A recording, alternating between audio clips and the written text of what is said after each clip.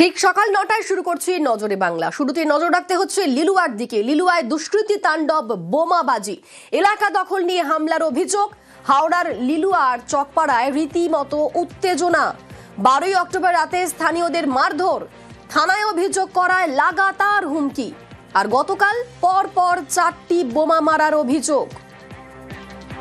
সেই সময়কার সিসি ক্যামেরার ফুটেজ দেখুন। বাড়ি গাড়ি লক্ষ্য করে পরপর বোমাবাজি। ইতিমধ্যে সেই সিসি ক্যামেরার ফুটেজ এসেছে আমাদের হাতে, সেই ফুটেজ দেখুন।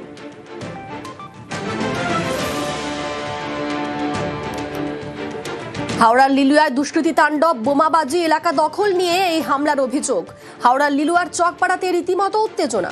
12ই অক্টোবর রাতে স্থানীয়দের মারধর, থানাতে অভিযোগ করায় লাগাতার হুমকি। আর গতকালের ছবি দেখুন। গতকাল পরপর 4টি বোমা মারার অভিযোগ। বাড়ি গাড়ি লক্ষ্য করে পরপর বোমাবাজি।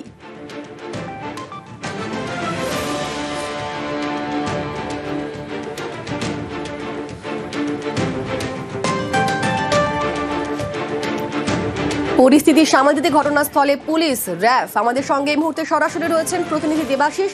দেবাশিস, ইতিমধ্যেই সেই সিসি ক্যামেরার ফুটেজ সামনে এসেছে। এখনো পর্যন্ত কাউকে পাকড়াও করা সম্ভব হয়েছে? দেখো, একাধিক ব্যক্তিকে কিন্তু খুঁজছে ইতিমধ্যে লিলুয়া থানার পুলিশ এবং একাধিক থানার সাহায্য নেওয়া হচ্ছে। তার কারণ একাধিক ব্যক্তির নাম উঠে এসছে যারা কিন্তু এই ঘটনার সঙ্গে যুক্ত এবং এর আগেও এদের বিরুদ্ধে মামলা রয়েছে মারধরের। মূলত ঘটনার সূত্রপাত গণেশ পুজো থেকে। একটি গণেশ পুজোকে করাকে কেন্দ্র করে নিয়ে তা নিয়ে কিন্তু বচসা দীর্ঘদিনে চলছিল এবং গত 12ই অক্টোবর কার্যত পাড়ায় ঢুকে সেখানে তরুণ দল বলে একটি ক্লাব রয়েছে, সেখানে গিয়ে হামলা চালায়। ক্লাবে ঢুকে মারধর করা, ভাঙচুর করা, তাদের সন্তানদের বাঁচাতে এলে তাদের মহিলাদের মারধর করা, সেই অভিযোগ জমা পড়ে লিলুয়া থানায়। তখনও কিন্তু উত্তপ্ত হয়েছিল গোটা এলাকা। তারপর থেকে লিলুয়া থানার পুলিশ কিন্তু তদন্ত শুরু করে, কিন্তু তখনও কিন্তু কোন রকম গ্রেপ্তার হয়নি। আর সেই গ্রেপ্তার না হওয়ার ফয়দা নিতেই কিন্তু তারা ইতিমধ্যে হুমকি দিতে শুরু করে এলাকার মানুষজনকে। যেটা অভিযোগ যে এই মামলা কেন করা হয়েছে, সেই মামলা তাদের নাম করে তুলে নিতে হবে। কাদের বিরুদ্ধে অভিযোগ? এলাকার বেশ কয়েকজন চোরাই বিক্রেতা এবং দুষ্কৃতীদের নাম কিন্তু এর সঙ্গে জড়িয়ে রয়েছে। পুলিশ এখনো সরাসরি ভাবে সেই নাম প্রকাশ না করলেও তাদের খোঁজে কিন্তু তল্লাশি শুরু করেছে কালকের ঘটনার পর। এবং এই ঘটনা যখন চলতে থাকে, গতকাল হঠাৎ করে রাত 10:30 থেকে 11:30টার মধ্যে এক ব্যক্তি, যে সিসিটিভি ফুটেজে দেখা যায়, এক ব্যক্তি বাইকে করে একজনকে নামিয়ে দিয়ে চলে যায় এবং তারপর পরপর 4টি বোমা মারা হয়। এবং বোমা মারার পর সেই ব্যক্তি ব্যাগ করে, অর্থাৎ বাজারের ব্যাগের মধ্যে বোমা নিয়ে এসেছিল, সেই ব্যাগ নিয়ে দৌড়ে পালাতে পর্যন্ত দেখা গেছে। এলাকার আরো বেশ কয়েকটি সিসিটিভি ফুটেজ সংগ্রহ করছে লিলুয়া থানার পুলিশ। ফলে এই ঘটনায় কিন্তু আহত না হলেও বড়সড় দুর্ঘটনা ঘটে যেত যদি সেই বাড়ি, অর্থাৎ সনদ ঘোষ বাড়ি, যার বাড়িতে লক্ষ্য করে বোমাবাজি করা হয়েছে, তার বাড়ির একাধিক জানলার কাঁচ ভেঙেছে। জানলা যদি খোলা থাকতো সেই বোম কিন্তু তার ঘরেও করতে পারতো, প্রাণহানির ঘটনা। ধন্যবাদ।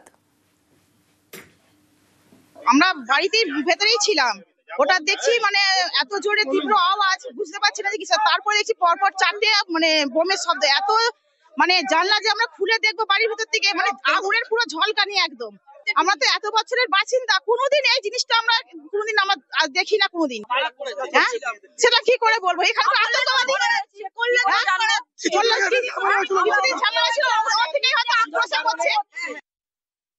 প্রায় 4টের মতো হচ্ছে বোমের আওয়াজ, খুব জোরে জোরে, ঠিক আছে। তারপরে আমি যখন জানলা খুলে দেখছি, জানলা সব ভেঙে পড়ে গেছে মানে অলরেডি। আমি যখন ছাদে উঠে যখন দেখলাম, 2টো বাইক পেরিয়ে গেল, বাইরে বেরিয়ে এসে দেখছি পুরো ধোঁয়া, আর চারিদিকে হচ্ছে আগুনের মতো, ওপর পর্যন্ত আগুন উঠেছে। কদিন আগে পর্যন্ত বিনা কারণে মানে মারপিট করে গেল পাড়াতে, এসে আবার সেম ঝামেলা শুরু করেছে। এখানে শুধুমাত্র রীতিমতো পাড়ার লোকেদেরকে ঠান্ডা, এখানে পাড়ার লোকেরা সবাই ঠান্ডা, ঠিক আছে। এখানে শুধুমাত্র বিনা কারণে এসে অশান্তি করে যাচ্ছে এবং বাইরের ছেলেরা এসে। এক জেলার এসআইআর ফর্ম অন্য জেলার রাস্তায়, কোথাও আবার বাড়ি বাড়ি না গিয়ে ক্যাম্প করে বিলি করা হচ্ছে ফর্ম। এসআইআর এর ফর্ম বিলি নিয়ে নানান অভিযোগ সামনে আসছে।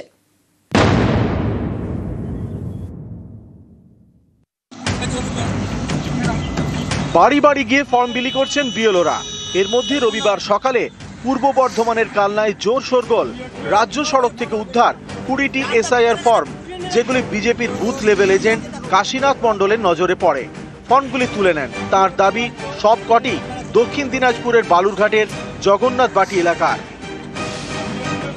যে দিনাজপুরে যে ইয়েলো আছে তাকে ফোন করা হয়েছিল, সে বললো, তাকে জিজ্ঞেস করলাম যে এরকম ব্যাপার আপনার কাগজ এখানে, উনি ফোনটা কেটে দিয়ে বললো রং নাম্বার। দিনাজপুরে কাগজ এখানে কেন? জলপাইগুড়ির ধূপগুড়ি, এখানে আবার অন্য গল্প। অভিযোগ, বাড়ি বাড়ি না গিয়ে শনিবার রাতে ক্যাম্প করে এসআইআর ফর্ম বিলি করেন বিএলও, সাহায্য করেন তার স্বামী। বাড়ি বাড়ি যাওয়ার কথা, সেখানে কি আপনার বাড়ি গিয়েছিল? না, যায় নাই, মানে খবর দিছি নাকি, আমরা আসলাম, কার্ড নিয়ে আসলাম আমার হাজবেন্ড। কয়জন ছিলেন আপনারা এখানে?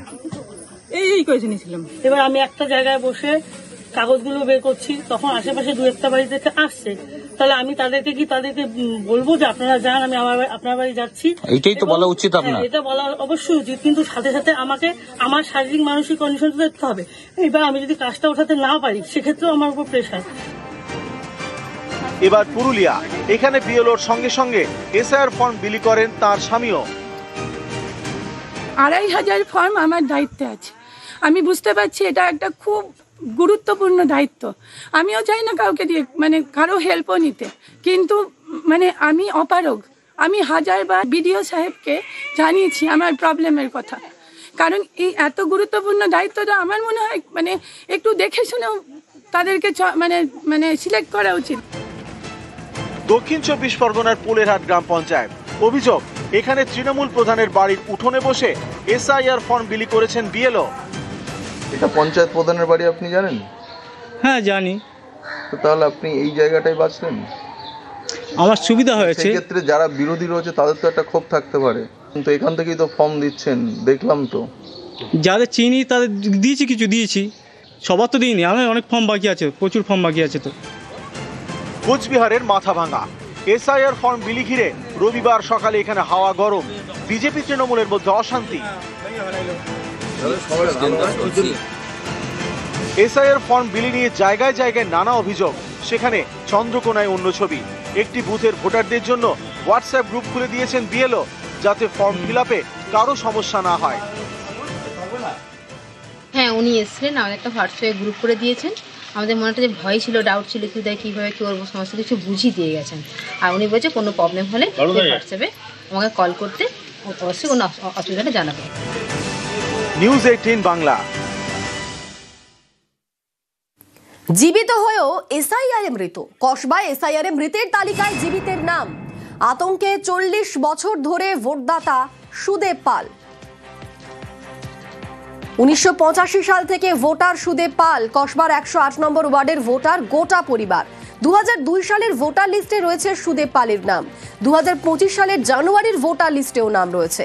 এসআইআরে সেই সুদেব পালের নাম মৃতের তালিকায়।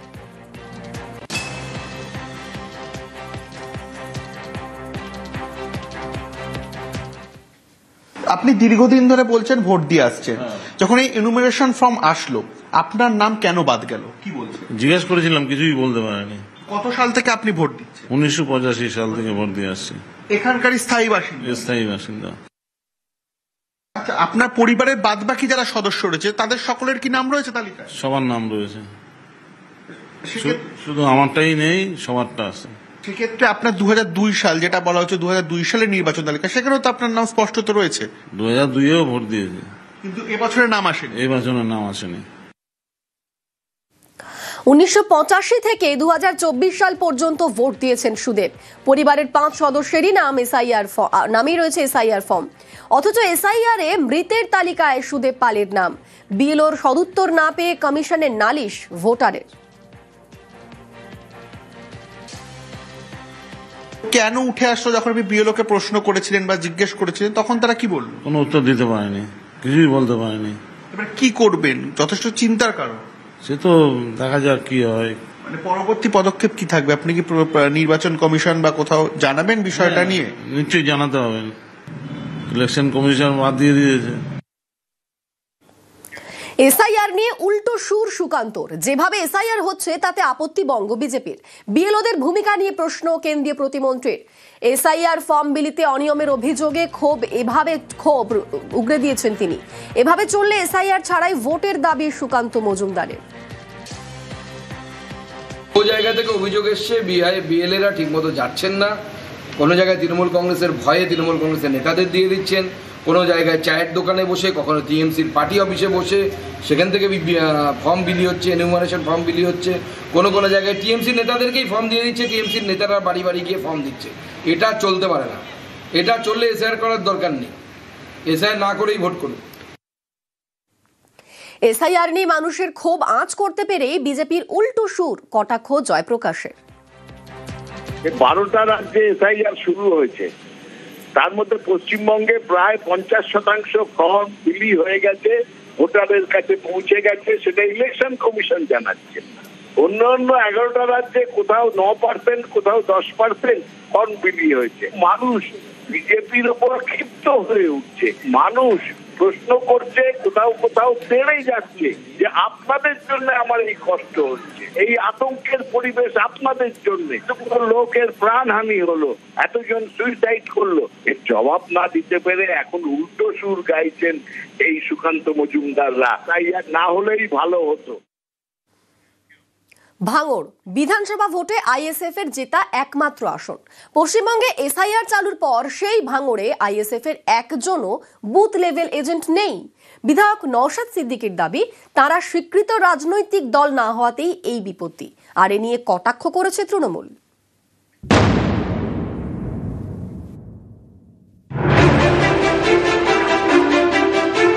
পশ্চিমবঙ্গে শুরু হয়েছে এসআইআর। 4 নভেম্বর থেকে বাড়ি বাড়ি যাচ্ছেন বুথ লেভেল অফিসাররা, ফর্ম বিলি করছেন।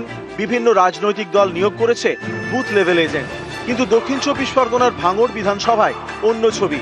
সেখানে একজনও বুথ লেভেল এজেন্ট দিতে পারেনি আইএসএফ। এই আইএসএফই 2021 সালে ভাঙড়ে জেতে।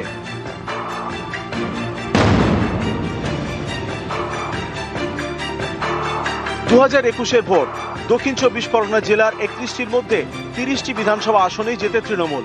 একমাত্র ভাঙড় আসনটি পায় আইএসএফ। এ রাজ্যে তাদের হাতে থাকা একমাত্র বিধানসভা আসন। সেই ভাঙড়েই এবার কোনো বিএলএ নিয়োগ করতে পারেনি আইএসএফ। ভাঙড় বিধানসভা কেন্দ্রের 286টি বুথ, সব কটিতেই বিএলএ দিয়েছে তৃণমূল। সিপিআইএম এর বিএলএর সংখ্যা 105, বিজেপির 78, আইএসএফ এর একজনও নেই। আমরা রেজিস্টার্ড প্রার্থী কিন্তু রিকগনাইজ আর আনরিকগনাইজ, তো সেই জন্য সুতরাং সেক্ষেত্রে আমরা হবে না, একটা পার্সেন্টেজ ভোট প্রয়োজন হয়, নাহলে সিট সংখ্যা হয়। আমাদের আশা করছি মানুষ সহযোগিতা হলে আগামী দিনে আমরা রিকগনাইজ পার্টিতে পরিণত হবো। যারা আইএসএফ করেন, যে এমন একটা রাজনৈতিক দল আপনারা করছেন, যে রাজনৈতিক দল বলে তার কোনো পরিচিত নেই। ভাঙড় বিধানসভাতে একটা বিএলএ 2 ফর্ম ফিল আপ করতে পারছেন না, বুথ লেভেল এজেন্ট দিতে পারছেন না, তাহলে কেমন রাজনৈতিক দল? এই দলের অস্তিত্বটা কোন জায়গায়? ভাঙড় থেকে কল্যাণ মণ্ডল, নিউজ 18 বাংলা।